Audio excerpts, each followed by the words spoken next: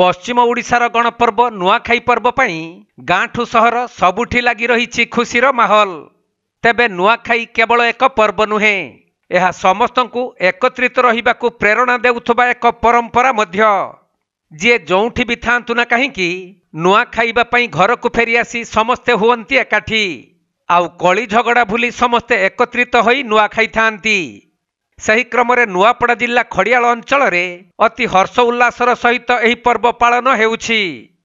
तेबे नुआखाईर पूर्व दिन राति रे खड़ियाल गड़जात अंचलर इष्टदेवी मां समलेश्वरी और रक्तांबरी ठारे नुआ लगी होइथिला। परे ग्रामर लोक माने समस्ते मिलिमिशि नुआ खाइथिबा बेले घरे घरे पिठापणा और खीरीपुरी प्रस्तुत होइथिला।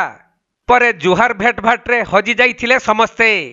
एही अवसर रे ब्लॉक रो खासबहाल पंचायतर चचराभटा गाँव गौंतियापड़ा रे बसवास करुथबा 120 परिवार 450 जन एकाठी नुआ खाइछंती।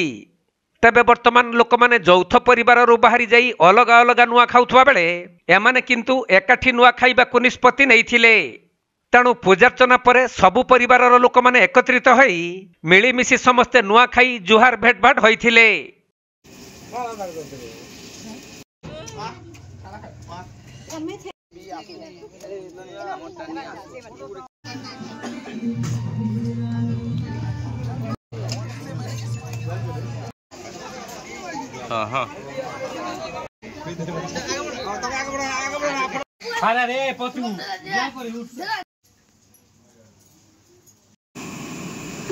नुआपड़ा जिल्लारू चंद्रशेखर बेहरांक रिपोर्ट, कोणार्क लाइव।